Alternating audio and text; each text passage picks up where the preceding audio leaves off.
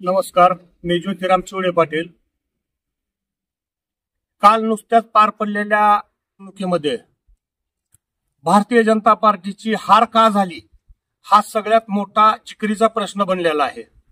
मी आपल्या चॅनलच्या माध्यमातून सर्व जनतेला सांगू इच्छितो की भारतीय जनता पार्टी म्हणून आमचे पदाधिकारी, नेते किंवा कार्यकर्ते कुठेतरी कमी पडले असतील, हे त्यामुळे आमची हार झाली असेल। काही लोकांच्या मनामध्ये प्रश्न निर्माण झाला आहे की भारतीय जनता पार्टीची हार मराठा आरक्षणामुळे झाली किंवा धनगर आरक्षणामुळे भारतीय जनता पार्टीची हार झाली। पण मला या ठिकाणी आवर्जून सांगायचंय, या ठिकाणी काही शेतकऱ्याचे मुद्देही मोठ्या प्रमाणावर गाजले होते। मराठा आरक्षणाचाही मुद्दा गाजलेला होता आणि धनगर आरक्षणाचाही। या ठिकाणी सगळ्यांचा थोडा थोडा फटका जरी बसला असला तरी त्यामुळे सुद्धा हार होऊ शकते, ही एक माझं वैयक्तिक मत आहे। पण मला या ठिकाणी सांगायचं की ह्या नेत्यानं काम केलं नाही किंवा त्या नेत्यानं विजयाचे श्रेय तर सगळेच घ्यायला बसलेले असतात, पण हार होण्याची जिम्मेदारी सुद्धा स्वीकारणाऱ्याला खरा नेता म्हणत असते।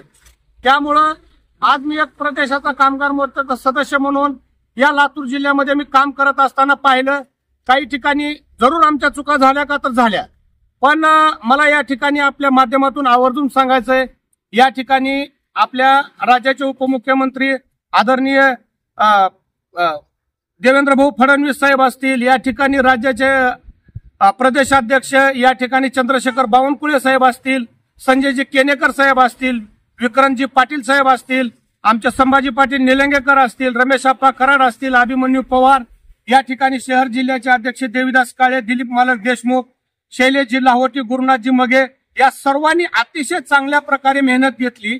पण मतदान रूपी त्याला आम्हाला कन्वर्ट करता का आलं नाही याचं आम्ही नक्कीच चिंतन करू आणि येणाऱ्या विधानसभेमध्ये याचा वचपा आम्ही नक्कीच भरून काढू आणि येणाऱ्या विधानसभेत आमचं बहुमत हे भारतीय जनता पार्टीच्या ताकदीवर आम्ही आणून या ठिकाणी 150 ते 250 जागा आम्ही भारतीय जनता पार्टीच्या आणू, एवढी मी या ठिकाणी आपल्याला ग्वाही देतो। परत एकदा आपल्याला या आपल्या चॅनलच्या माध्यमातून जनतेला सांगू इच्छितो की हार झाली म्हणून भारतीय जनता पार्टी आम्ही खचणाऱ्यापैकी नाही। भारतीय जनता पार्टी ही अरबी समुद्रासारखी पसरलेली पार्टी आहे। या ठिकाणी काँग्रेसनं फक्त 100 गाठली। 2009 पासून त्यांना या राहुल गांधीच्या नेतृत्वात निवडणुका लढल्या, सोनिया गांधीच्या नेतृत्वात यांनी निवडणुका लढल्या, पण यांना 100 गाठता आलं नव्हते 2009 पासून। यांनी आता फक्त 100चा आकडा कुठं गाठलाय। आज आम्ही 240 ते 242 जागेवर आम्ही स्वकर्तृत्वावर आणि पंतप्रधान नरेंद्रजी मोदी साहेबांच्या नेतृत्वाखाली आम्ही आज 250 जागेपर्यंत आम्ही स्वतः मजल मारलेली आहे। पण नक्कीच आमच्या 50-50 जागा घटल्यात, त्याचं आम्ही नक्की आत्मचिंतन करू आणि येणाऱ्या निवडणुकीमध्ये ते भरून काढू। मी एकदा परत आमच्या भारतीय जनता पार्टीच्या सर्व नेते मंडळींना परत एकदा शुभेच्छा देतो। आपण विधानसभेच्या दृष्टिकोनातून जोमाने कामाला लागावे।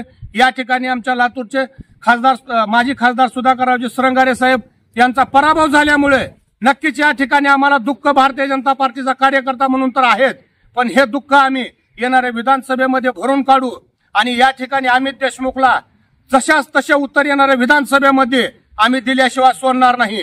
आम्ही जातीवंत भारतीय जनता पार्टीचे कार्यकर्ते आहोत। या ठिकाणी मला परत एकदा सांगायला आनंद वाटतो, या ठिकाणी फक्त आणि फक्त जर या ठिकाणी श्रेय घेण्याचा कोण प्रयत्न करत असेल तर फक्त ही देशमुखशाही प्रयत्न करते।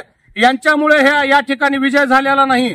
आज या ठिकाणी मला सांगायचंय, फक्त आणि फक्त जनतेमुळे यांचा विजय झालाय। आज फक्त देशमुख कंपनी म्हणत फिरते की आमच्यामुळे विजय झालाय। अहो, काल या ठिकाणचे लातूर शहराचे आमदार अमित देशमुख यांनी पत्रकार परिषद घेतली आणि त्या पत्रकार परिषदेमध्ये तुम्ही वावड्या उठवत होतात की आम्ही राहुल गांधीच्या जीवावर एवढं मोठं झालो, पण त्या पत्रकार परिषदमध्ये फक्त सर्वांचे नावं घेतलं अमित देशमुखनं, पण राहुल गांधीचा कुठेही त्यांनी उल्लेख केलेला नाही। का त्यांना त्यांची एवढी चीड यायला लागली का राहुल गांधीची? मला या ठिकाणी सांगायचंय, या ठिकाणच्या आमदारला सांगायचंय, जास्त आपण हुरळून जाऊ नका। एवढं निवडणूक जिंकली म्हणजे आपण जास्त मस्तीत आल्यासारखं वागू नका। आपणाला मी एक इशारा देऊ इच्छितो, येणाऱ्या विधानसभेमध्ये गाठ ह्या भारतीय जनता पार्टीशीच आहे, लक्षात ठेवा। येणाऱ्या विधानसभेमध्ये आम्ही तुम्हाला नक्कीच धूळ चारल्याशिवाय शांत राहणार नाही। या ठिकाणी मी आपणाला शब्द देतो, थांबतो। जय हिंद, जय महाराष्ट्र।